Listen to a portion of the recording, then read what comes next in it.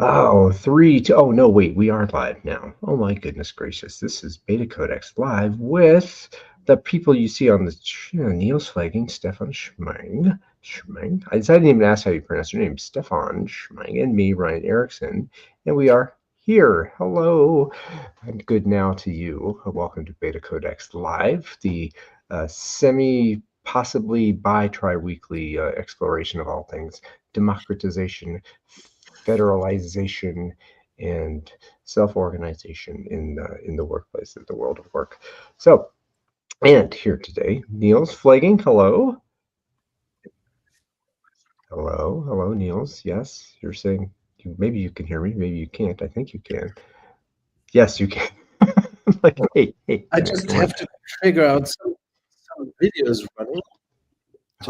No, now it's better. Now it's better. Okay, yes, I had this same session going on in a video stream, so I was hearing an echo. It was terrible. Good to see you both in the 77th session of BetaCodex Live, and this time we're talking about a new book, right? Yes, indeed. The book it is titled, as you see, "What Would Ohno-San Do?" And we have a guest. Yes. Oh, so the three people. We all have it. We all have it and marked up. Stefan. Now, would you pronounce your last name for me? I tried Schmeing, but I'm not sure if that was okay. Is that okay? How would you say it?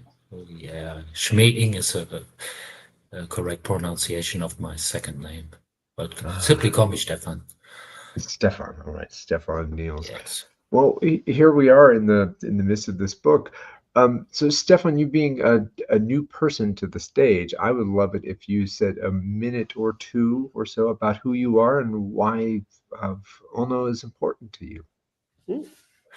Okay, thank you so much. I'm 61 years old and I'm married. We have one daughter. And as to my profession, I have been working for a Japanese company called Marubeni, well known in Japan. It's a big group. And our office is located in Düsseldorf. We are a European entity together with our parent company located in London. I'm in charge for credit risk management, quality management, and sustainability management.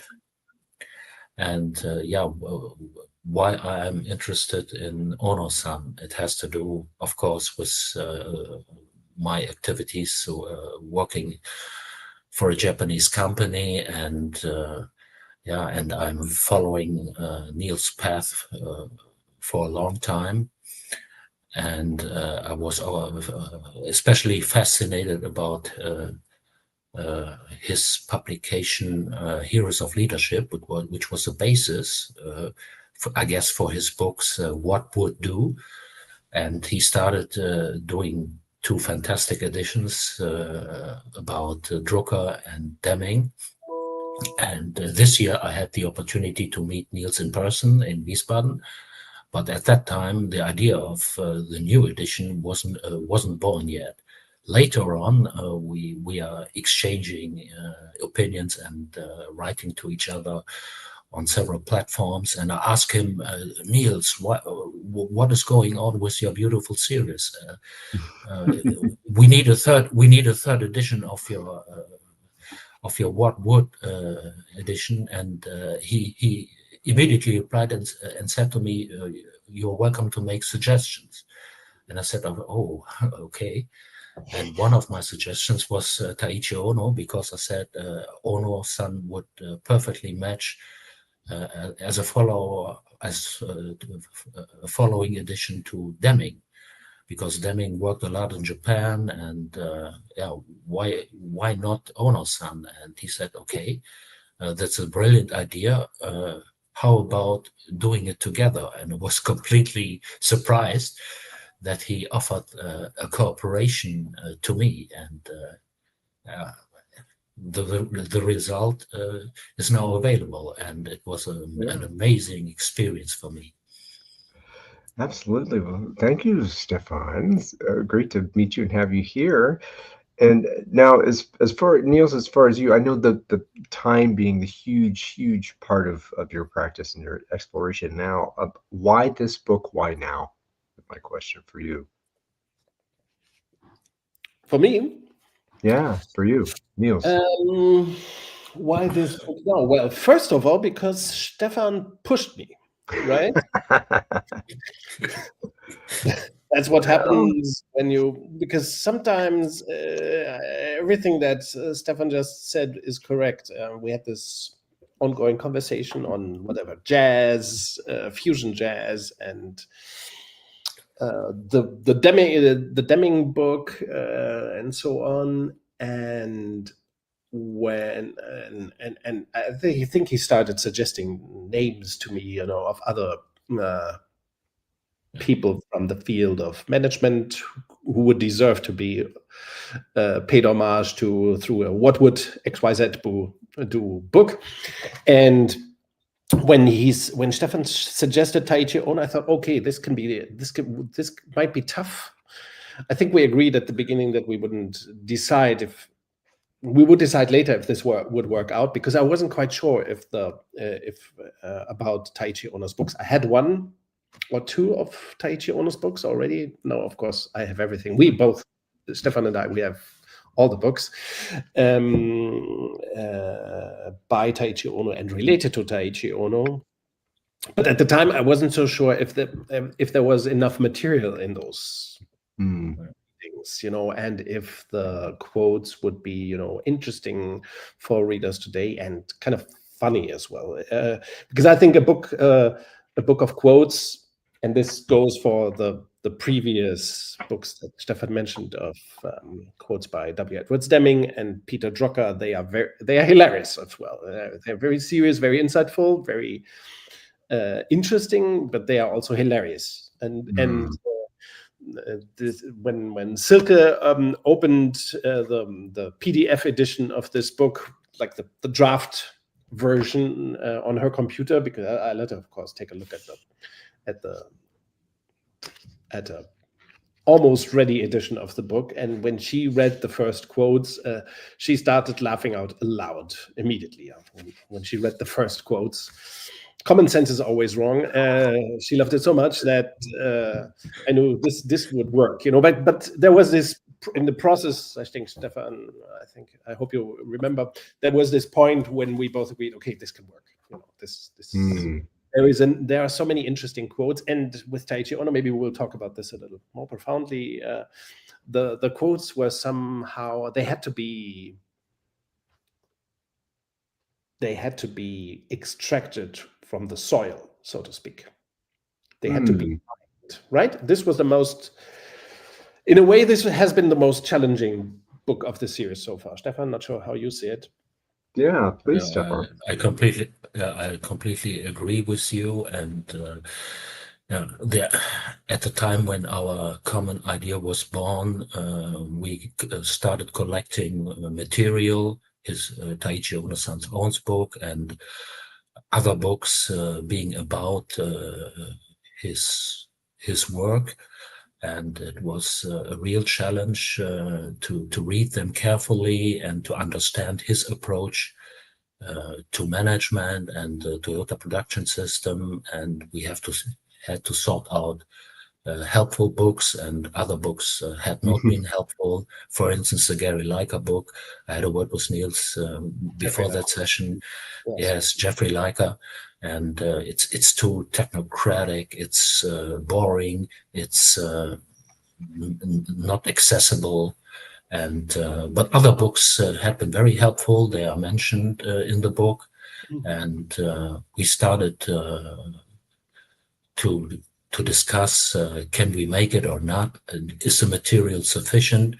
Is it worth being published? And we developed a common understanding how to create the book, and we started collecting quotes. Afterwards, the next step was to define a framework. How can we put all the quotes in a framework?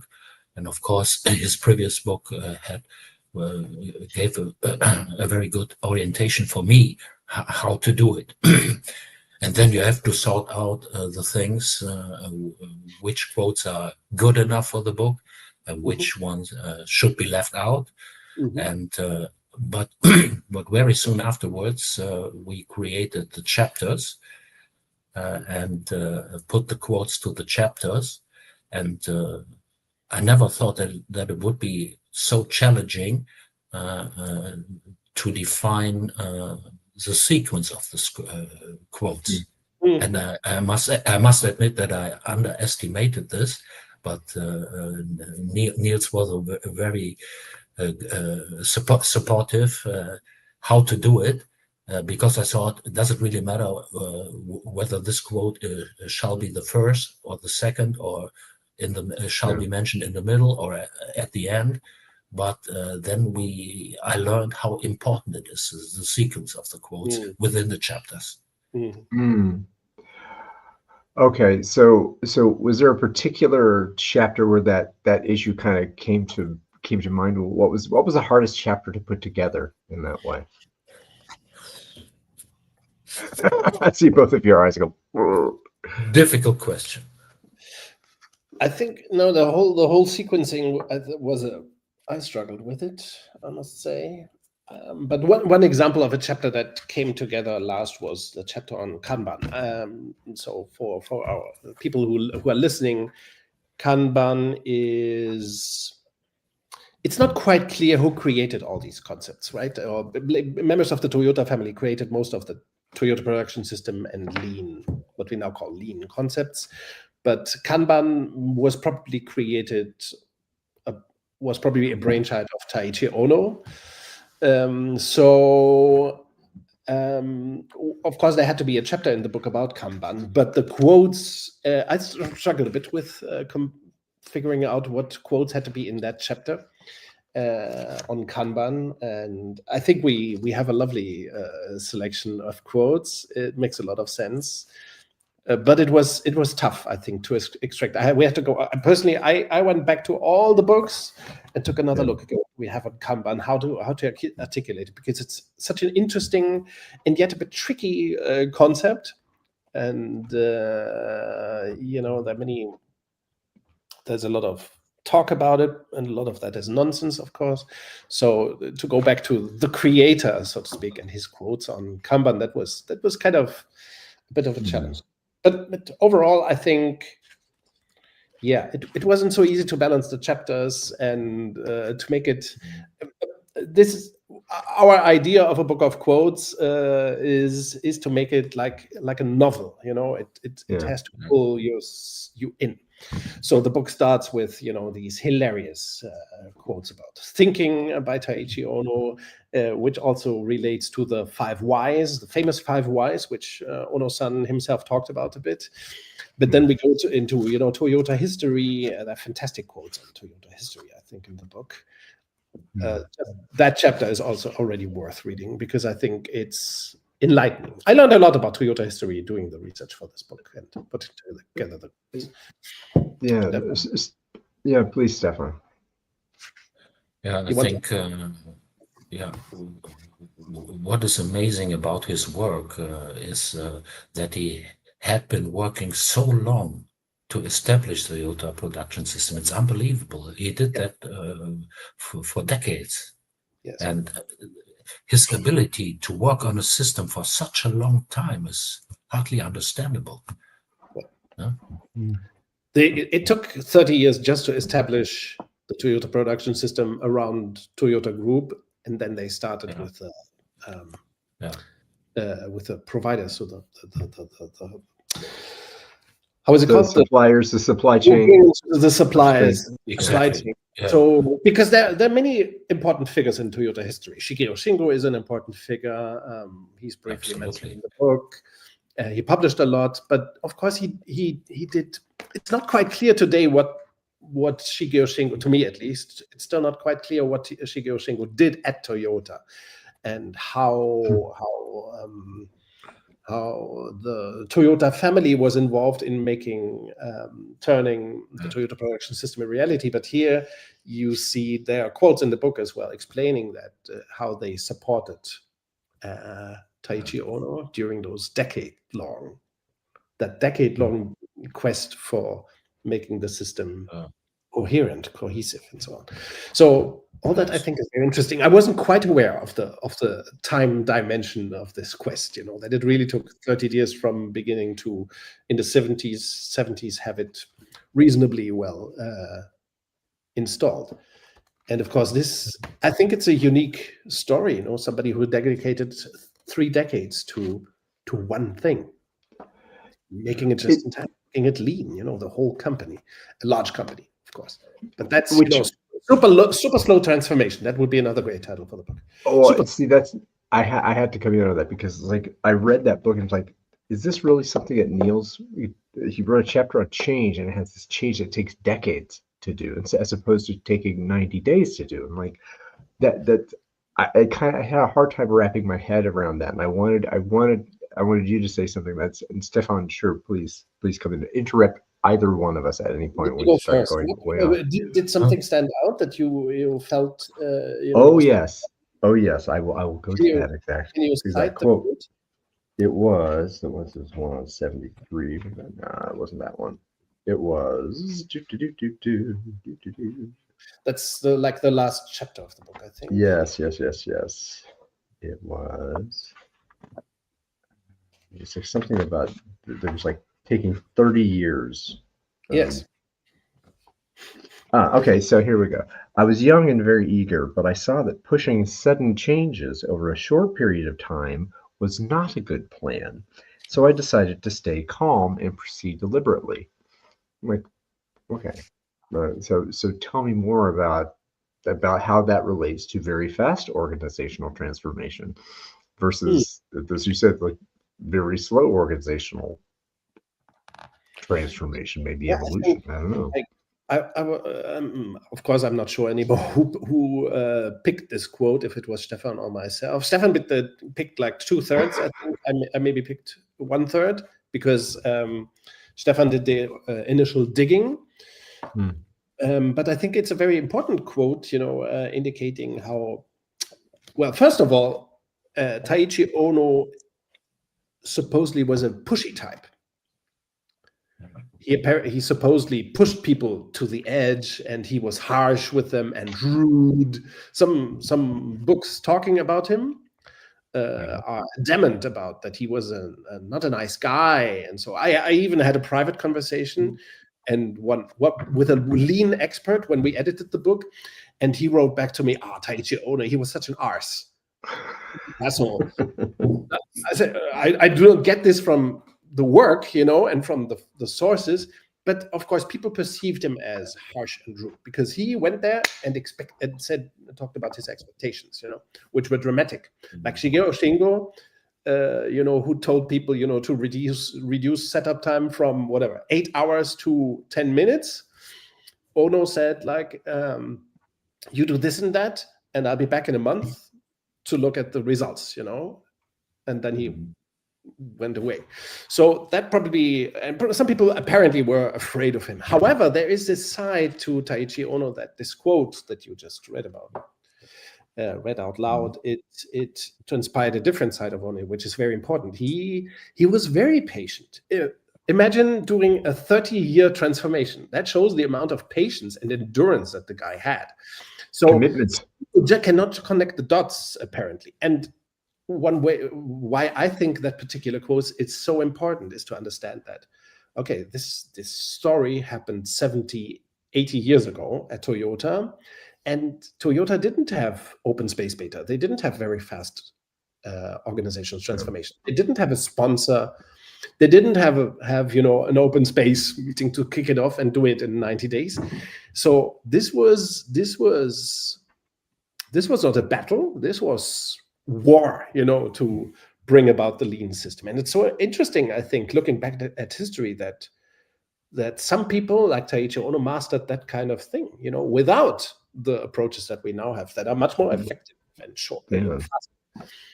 But he still did it, and with it's easy with hindsight to say, this could have been faster. First of all, that's bogus, and secondly, it's disrespectful. And I think it's interesting to understand how much stamina these people had, if we look at jazz music, for example, how people build a career, we talked about Miles Davis and Chick Corea before, and other jazz musicians, they are building their careers for decades, and they become legends because they endure things. I recently saw Bill Evans, a saxophone player here in Germany, and he said he went from Wunderkind to and now he's considered a legend because he's old and he endured the thing, and he endured Miles also. And he endured most people, exactly, and it's so rare to find this, the endurance or the statement, the imagery, the history, the story of the persistence as well, and consistency. I think it's a beautiful thing. So this is not a model of implementation that you will find of implementation or realization of beta organizations today. It's a historical account that you get in the book as well of how they did it in their time. Yeah. Well, say that about Taylor as well. I think Taylor. Yes, Taylor was very persistent as well. Kurt Lewin was. Edwards Deming was very persistent. Oh my God, Edwards Deming, super persistent, right? Or McGregor. So, Stefan, what's your take on this? Yeah. Thank you very much for highlighting this, because mentioning the historical context is very important to understand what Ohno-San achieved for Toyota, because we are talking about the period after World War II, and resources hardly had been available at that time. You can't compare the history of the Toyota production system to anything else, especially with regard to the automotive sector. When you compare the situation at that time with the current problems the automotive sector is struggling with, I think it's important to keep that in mind, that these days have been very difficult days for people to build up a concept, to change a production system. And this is absolutely interesting to study how he did that. It's also important to, thank you, Stefan. It's important to understand or to appreciate, I think, that Toyota, until the late 50s or the early 60s, was close to bankruptcy most of the time. They had exactly. Yes. They were deeply in trouble. It wasn't just that Japan was devastated by World War II. Toyota nearly went bankrupt at the beginning of the 50s, and they struggled. So most of the time when the Toyota production system was established, or the foundations were laid, as Ohno explains in the book, the company was in dire straits, as they say. Sounds like a rock band. They were getting money for nothing. And chicks for free. They were sultans of swing. They were exactly. So the company suffered, and then in 1965 they won the Deming Award. So and that, I think, the good times started in the early 1960s. Today, I mean, we cannot imagine Toyota to be a close to bankrupt company. The kind of success. World market leader. World market leader. Extreme financial, economic, innovative success, and so on, changed the world. Toyota changed the world in many ways. But this is the story, a true story of persistence, of ideas, great ideas that. Well, the initial ideas did not come from Taiichi Ohno, and he mentions this. Ohno-san mentions this in some of the quotes here. But he had this drive to get it done in practice. Yes, but yes, I think we should take a minute to talk about the personality of Ohno-san. As you mentioned, many people thought he was a very rude guy, pushing people, as you mentioned, Niels.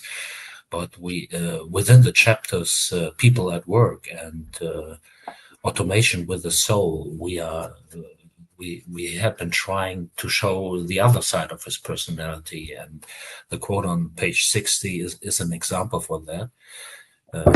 We can teach so many different principles to the shop floor workers. However, true results can never be attained unless the shop floor workers begin to think on their own. And just to give you an example, people really matter within a company, and you need them to achieve your goals. There is no success within a company without the people on the gemba. And this, I love this quote, among others. Yes, yes. This, I think. By the way, this relates to a TV show I'm currently watching. Not sure if you know. We have never talked about it, Stefan. I'm currently watching Slow Horses, a show on Apple TV. Okay. And there is a similar character. I have to drop out for a moment to fetch the mail, but then we can go back to the topic. Maybe you pick up on this. Yes, yeah. Well, I wanted to go right into one of the topics that Stefan said. Was you're talking about, again, that people thinking on their own. And there was a quote that I wanted to bring in here from that chapter, talking about, Taiichi Ohno was such an arse, or whatever. He was saying he was this idea of him convincing people. The quote that I found that rang out for me about that was, "You're simply acting like a mom for your workers. That's the main reason why they take a long time to grow." Is that so? This idea of, we talk about this paternalistic, this kind of, some say this patriarchal thing, this way of the managers are the parents of the workers, and that's like, this is like not what Ohno's saying, like what you're saying. It's like, yes, think, don't think what I think what you think. So thank you so much for picking up this quote. And I can remember quite well that I had serious discussions with Niels. Shall this quote be in or not? And at the end of the day, yes, and he was unsure. And due to the reasons you mentioned, I think this must be in, due to the reasons you mentioned. And it's a lovely quote. And and this is exactly the problem we are facing nowadays. This is the alpha world, giving instructions to people, not taking them serious, and separating people into doers and thinkers based upon Taylorism and so on. And this quote you've chosen is a very good one. No, thank you. And despite Niels's resistance or reluctance to put it in the book. So yes, we had some discussion of. I think this. I'm enjoying this session because we have the opportunity to talk about these things, right? That we had this debates about certain quotes. We excluded some as well that Stefan suggested, and that I think weren't fitting, or where we then discussed, is this really what Ohno would be saying, or is this a mistranslation? What happened? Process. We had this about several quotes. Is it understandable by itself? Is it well translated? Is this likely to be the original message in Japanese that he wanted to convey? Because all this, of course, is part of a historical research like this, using original documents, published books, and so they might contain, blurred messages and so on. And we try to, of course, we were keen on not manipulating the quotes, on presenting them in a concept that makes sense, or sorting them in the way was very important, so that they could make sense. But I wanted to continue telling. The postman came, but so I had to drop out for a moment. Did you ring twice? I thought the postman always rings twice. Yes, but he only rang once. He brought 2 packages, in fact. So I wanted to talk about why maybe this is another element, I think, why Taiichi Ohno was frequently, why he was feared at Toyota at the time. We have to consider this is Japan, post-war Japan. And there is this man, stirring everything up and demanding things that do not seem to make sense in traditional business logic. And I think one of the reasons why, and his system, the Toyota Priduction System at the time, was called the Abominable Ohno System. There's a beautiful book. People, factory workers and so on, technicians and so on, they had an ugly name for it for much of the 50s and 60s, it seems. And I think one of the reasons why Ohno got this image is that he never explained things. We mentioned this in another quote in the book, in a chapter introduction. And this reminds me of a current TV character. There's a beautiful show on Apple. It's called Slow Horses. And the main character is a guy, Jackson Lamb. It's an agency. It's an MI5 story in England. Jackson Lamb, the main character, is played by Gary Oldman. And the beauty of the character, the beauty of the show is that this guy, Jackson Lamb, he never explains himself. He's very smart, very insightful, but he doesn't apologize. He's almost never wrong, but he doesn't explain himself, which is intimidating to most. And I was, while watching the show, I was reminded of, it must have been like this with Ohno-San, a guy who shows up. He has power. He's backed by the Ohno family, the Toyota family, and he demands crazy things, for the factory workers at the time, the engineers, the staff on the Gemba. He was demanding strange stuff, Rearrange this, take out this, throw away that, qualify people in stuff they weren't supposed to do, and so on. And he wouldn't explain. He would just demand these things. And that I think is very interesting about his persona, and also about why the transformation took so long. It was a vast company at the time already, huge company, and he couldn't, he wasn't into training. He did what Kurt Lewin would call action research. He acted things on the Gemba, and then people learned, and I think they took great pride, which is why so many of his pupils became lean experts, famous in their own way. Well, there's a whole chapter on the Gemba in here, so yes, I'm very proud of that chapter on Life on the Gemba. That's the chapter's name. I think that's a beautiful chapter. I learned a lot about Ohno-san's definition of the Gemba and how they at Toyota at the time framed this concept. Act on reality instead of wasting your time and your life in war rooms and with reports and so on. There are lots of great quotes about this, this action orientation that Ohno-san had. Stefan, you want to add? I would like to add a quote. Standard work must be continuously improved for eternity.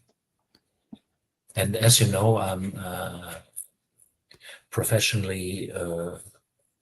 I have to do with quality management, and the concept of continuous improvement is so important. It has become an own chapter in the international norm for quality management, ISO 9001, and it goes back to this spirit Ohno-san emphasized to be ready, not to be satisfied with the status quo. Always rethink where and how you can improve. And it's better to start with small things instead of trying to get the things done immediately. The concept of continuous improvement is so important and sometimes neglected. Yes, because we have great quotes about Kaizen and improvement, and the importance of standards that Stefan just mentioned. There are several quotes about the importance of setting standards so that you have a basis to improve things. So you need to first set a standard to know what the next level will be, or to reach it. Very interesting stuff. There was something you said about standards in there that I thought was interesting also. I'll find the quote when I can, but it was about setting lenient standards. Yes. and that you can continue to. That seemed like, oh, this guy's so strict and it's requiring so much. But if you set a lenient standard, that kind of, it made sense after I thought about it, that you can allow that to grow.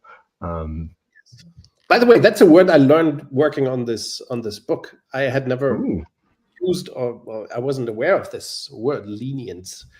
Lenient. I think it's very interesting. Yeah. Of course, this is also a journey. This is a journey in time. This book, it's also a journey in words, And of course, we must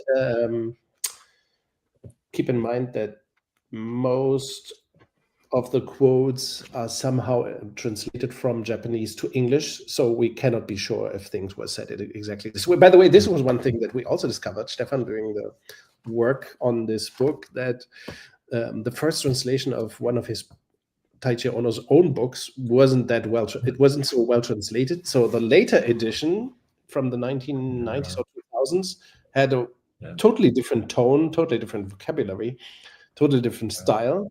So we had adopted or taken some quotes from the first edition in English, so to speak. And then when we used the later edition, we had to review many of the quotes, and compare. Almost all. Yeah, they had all changed. And so, that taught us a lesson about the quality of translation in this particular. It's the book I'm referring to is Work-Based Management, the 100th birthday edition,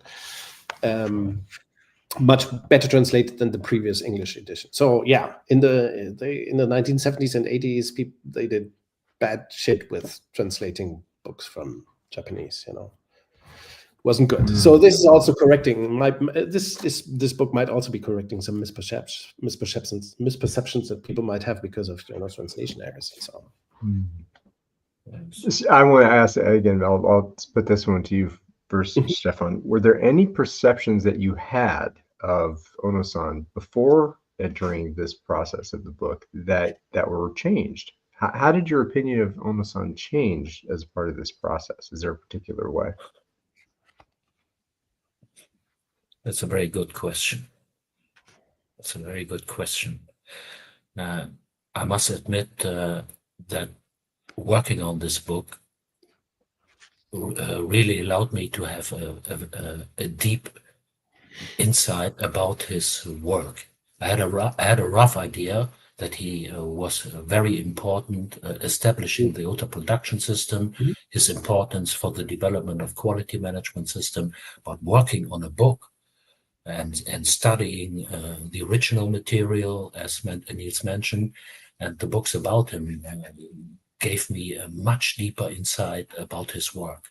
And you can compare it to the level of knowledge I had before. And this is the fun part of the work.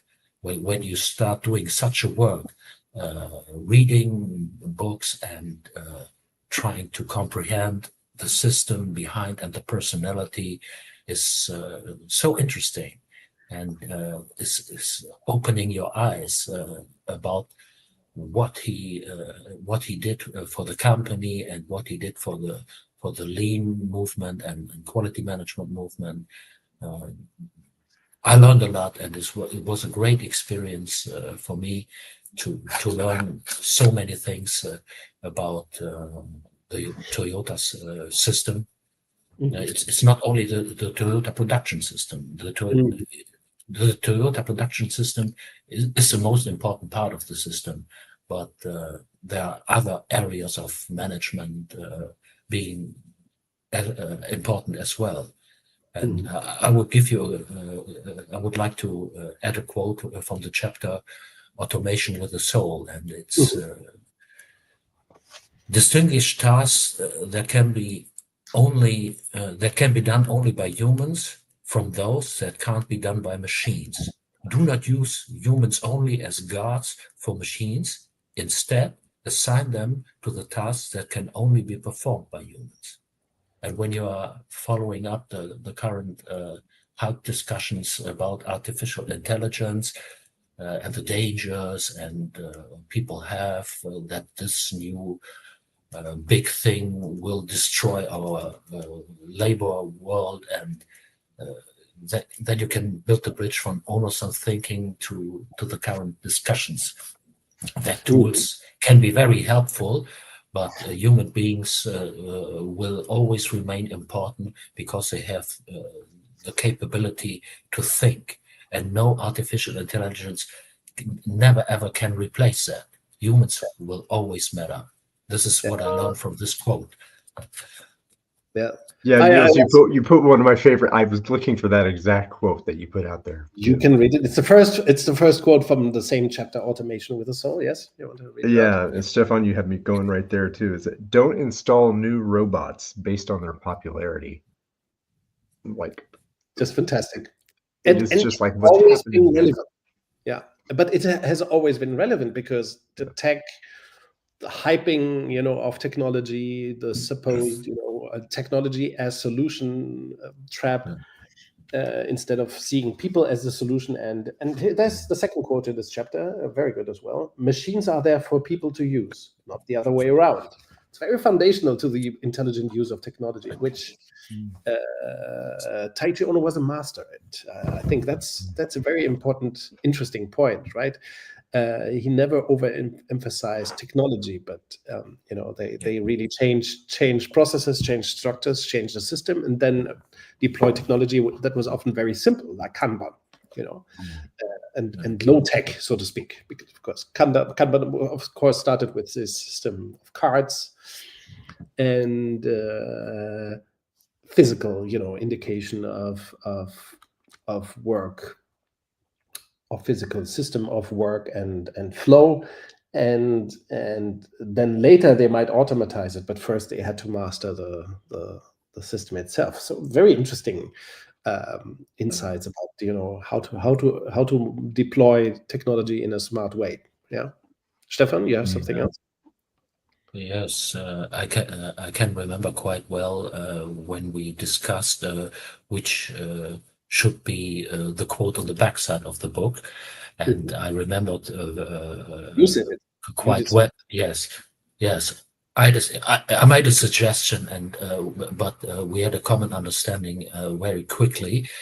Let the flow manage the processes, and not let management manage the flow.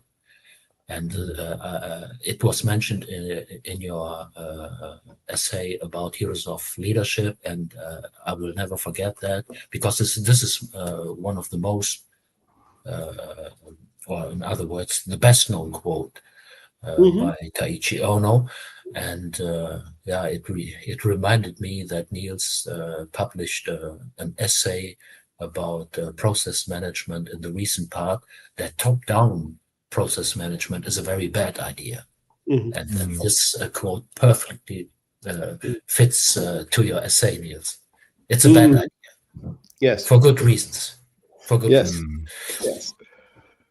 So, Niels, what surprises came up for you in the process? Lots and lots and lots. I just remembered one thing that surprised me. This is not related so much to the quotes or the work itself, but one thing that surprised me is that there is a certain scarcity of photos and videos. That surprised me most. I didn't expect that, So it was tough. We always include photos in the book, as chapter openings.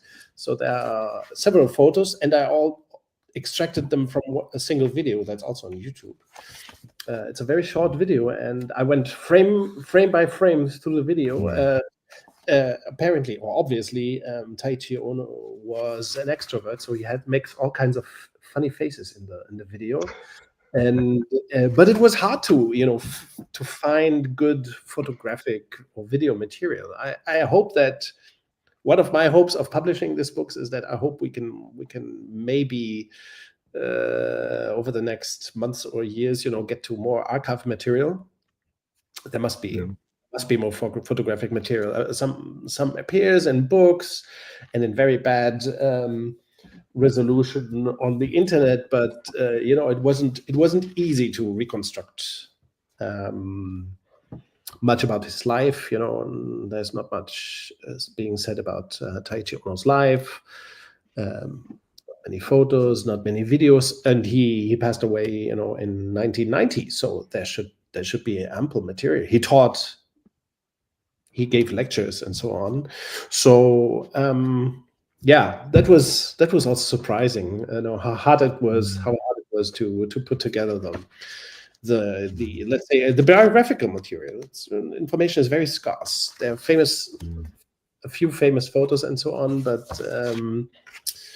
not much material around. I expected this to be more abundant, the archive material. And it seems that Toyota doesn't feel deeply connected to Taiichi Ohno either. Maybe I haven't been to the right places in Japan where he might be celebrated also, but he doesn't appear much. Yeah, and there are probably historic reasons for that. We touched upon that during the research as well. People thought he was such an asshole, maybe. No, I think Toyota struggled with heroes. That's more the problem. I think that could be a good thing. Maybe there was a management shift. When he retired, or when he was invited to retire from Toyota Group, there was probably a management change. He probably lost, backing at the company. That's my reading of it. It's an interpretation, not a fact. But it's pretty sure that the support he had for maybe 40 years or so, eventually it faded, and which is surprising still. Imagine doing the same transformational work for 40 years or so, and of course then at some point somebody wants to just do different or whatever, doesn't like you, new CEO, like your guts in some way. But he, of course, became, let's say, general manager of a Toyota's affiliated company, not part of the car business. But all that is very interesting, and it's a story not well told. We try to tell the story as well as we can in the book. Yes. I was absolutely astonished to learn that it had been so difficult to find picture material or any background information about Ohno-san, even in Japan. As you know, the headquarters of Marubeni is in Tokyo, and of course, I contacted my colleagues in the head office of Marubeni, asking for support and help, and try to find material for the book. And I contacted Toyota in Deutschland, in Germany. I contacted Toyota in Japan, and there was absolutely no response at all. And a colleague of mine, a Japanese lady, I asked her, could you do me a favor and Google in kanji? Whether Niels gave me a hint. We should try out if there is a difference, Google in English or in kanji. And some pictures could be found, but as a result, I was a bit disappointed. And it is a clear sign to me that he has been forgotten in Japan.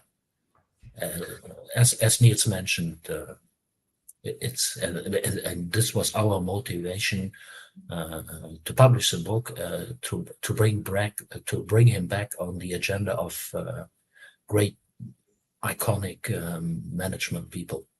Yes. There we see heroes. I want to go back a little bit to a question I'm curious about. Stefan, Niels, while you were handling the postman, Stefan and I were talking about this quote about the paternalist nature, the parental nature of management. That was a quote that Stefan brought that you weren't necessarily inclined to bring in. And maybe this is a question for Stefan. Was there a quote, that Niels brought forth that you weren't sure of, that you had a little bit of concern about? Well, sure, but it's difficult for me to just give you an example for that. We had as he mentioned before, we had a lot of discussions via mail or phone calls, and during the progress of editing the book, at the final stage where we had to make up our mind, this one should be in or not. Of course, there had been discussions between us. should it be in or not? But and I'm sure there have been quotes Niels suggested where I thought, I'm not sure, but as you know, at the end of the day, both co-editors need to be happy with the final version of the book, and it's quite normal that you have discussions whether a quote should be in or not. But I can't give you a concrete response. Yes, but I can't remember. I can't give you a quote just now, but there had been a few. Of course. Yeah, I think we didn't have disagreements about quotes that I suggested. It's just that we had to, towards the end sometimes, of the, yeah. Sometimes you found a better one than the first. Yes, things like that kind of conversation. Exactly. So we went back to the material several times. That was, again, this was harder than with W. Edward Deming's or Peter Drucker's material, which, by the way, I edited those volumes by myself, so there wouldn't have been any discussion. But this time, not treated by some form of medication. So. Exactly. But this time was different, really, because we had to dig out.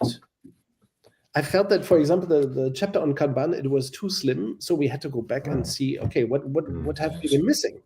Maybe, and that was something interesting for me. The quotability of Taiichi Ohno has been very highly underestimated. He's very quotable, I think they're hilarious, funny, highly witty. Many of the quotes reminded me of the work of Ernst Weichselbaum, the Austrian pioneer of Lean. And I thought, what the heck? The Ohno quote is very similar. Not similar, but they are very intimately related, the best quotes, But in Taiichi Ohno's books, the great quotes were often hidden in not so well edited paragraphs, or, in a book structure. We really had to dig them out, I think. It wasn't like with W. Edwards Deming. If you type in W. Edwards Deming quotes, you get hundreds.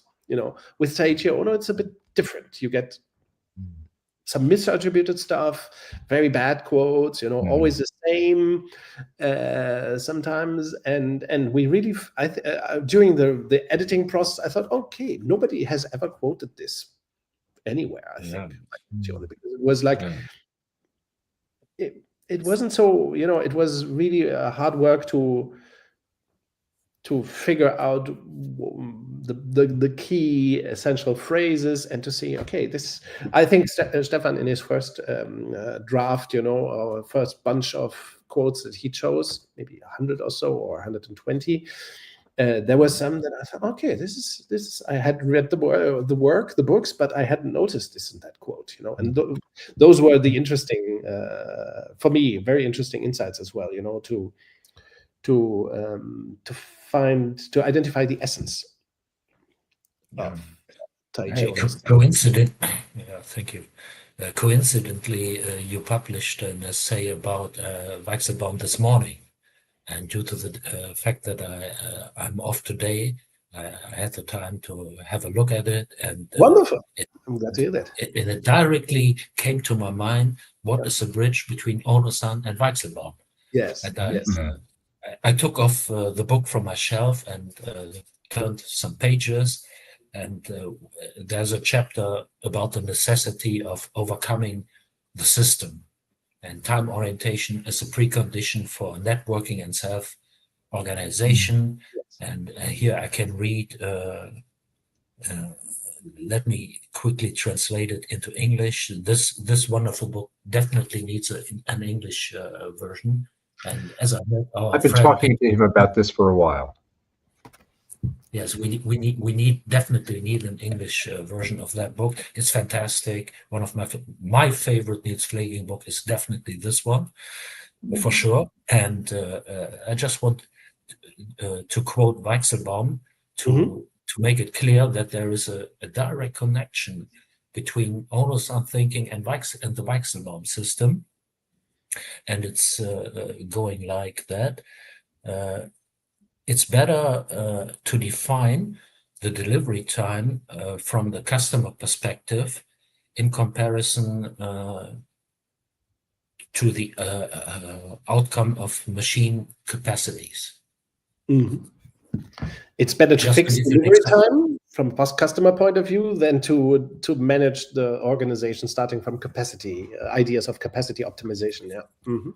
Right? Yes. So thank you for clarifying this in other words. And this is exactly the bridge between these two giants. Yes. And I think it's a total bridge to beta as well. It's market steering at its core, which is that's one of the ahas that you both just brought to me right now. Is that's wow, that is such a great connection to what we talk about in the BetaCodex, and that's wonderful. Would either of you like to read a particular quote as we approach the end of our allotted time here? Well, usually I put something at the end that I think is the bridge to people's reality. Assuming that we each have misconceptions in our minds, it makes me think that the ability of people to relate to each other will become a significant strength. Which is very much about what the Weichselbaum system, about beta, open space beta, very fast organizational transformation. Taiichi Ohno was by no means a shallow thinker. That's what we get. I think people will get from this book of quotes. Stefan, do you have a preferred one? Another one that you would like to quote, whatever. we are fans. There's only 100 or 200. Exactly. There are 160 quotes, more than 160 quotes in the book. And of course, we kind of love all of them. So the question was kind of silly. One of my favorites is knowledge is something you buy with the money. Wisdom is something you acquire by doing it. I love it. It's fucking beautiful. I love that you brought that, Stefan. That was one that I'm like, I'm glad. There was one story also that I was trying to find the quote in here, but again, where we are, about how Ohno's desk, it was always clean. He didn't have a pile of papers on it for management. He did not spend time messing around with that stuff. And I can't find the quote in there, but it was just an image came to me of like this person was all about being in the work and valuing the work and the people. And that struck me from in addition to the, I can't find the quote, but yeah. It's in a chapter opening. It's not by Taiichi Ohno, but someone, I would have to look it up to see who it was by. But it was an observation, remembering that Taiichi Ohno he never thought he could find the truth in reports. All the facts. That's why the importance of the Gemba, the place where the actual work happens, where value creation really happens. So he never he was never comfortable with being in a meeting room and going through the reports. Not that he ignored the facts or the numbers, but he found it insufficient. So he would go to the Gemba and observe the reality, which is often very different than the numbers.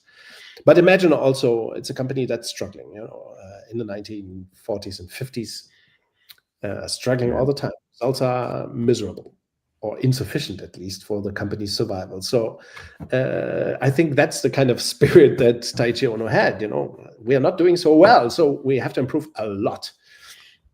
And Weichselbaum, by the way, had a very similar approach to doing stuff, also doing his consulting. He never said, okay, we will do a workshop for a day in the meeting room and then we do reality. I once Ernst to a consulting client, and there was a conversation with the owner and general manager, and then Ernst said, okay, but who is the person who really understands this? It's Frank or whatever, or Michael, and then Ernst would say, yeah, bring him in so that we can talk with him, and so the guy was brought in, and we had a conversation about the topic, and and they agreed on a change. The guy went out and it was done.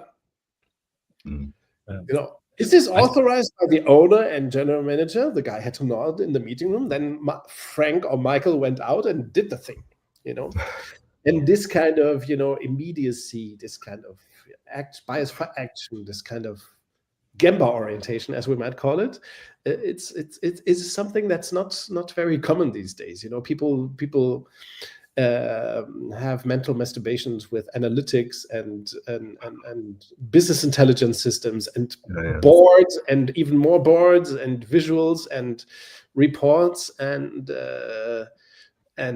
often fool themselves that this is the work of change, which it is not. It's mere analysis, and very interesting, very inspiring. I think how Taiichi Ohno for decades, disrupted this pattern of losing yourself in the numbers, losing yourself in the reports and in the meetings and so on. Very, very inspiring. I just found a quote taken from the chapter Change, which perfectly fits to your current wording. I strongly believe that necessity is the mother of invention. When you are in financial trouble, it is your motivation to change that and to improve the situation. Yes, and what I think is very inspiring about that is that, of course, the trouble is there in every company. This is not just a statement about Toyota at the time, but about companies. Companies are in trouble. Every organization has problems, of competition, at least, but often internal self-inflicted troubles. And to understand, to acknowledge that we are in trouble, we have to change something. Analysis is not enough. We cannot analyze our way to organizational health and success and innovation and that kind of stuff. So we have to go to the Gemba. We have to face the problems we really have and figure out a better system. Very inspiring, I think. Thinking again. Oh, go ahead. Did you want to bring something? You're actually getting to the question. Is there anything that either of you wanted to bring up? Is there anything that got left out that you really wanted to have in the book? A lot. Okay. How no, not in this book. Not in this book. I think we included everything we wanted to include, right? Yeah. Is there anything today that, because there are a couple things that I was curious about that we didn't get to. Is there anything you wanted to bring up today that we didn't get a chance to riff on? Stefan, you first. Is there anything you want to add? Something we missed in the conversation about Ohno-san, about the work, about the book?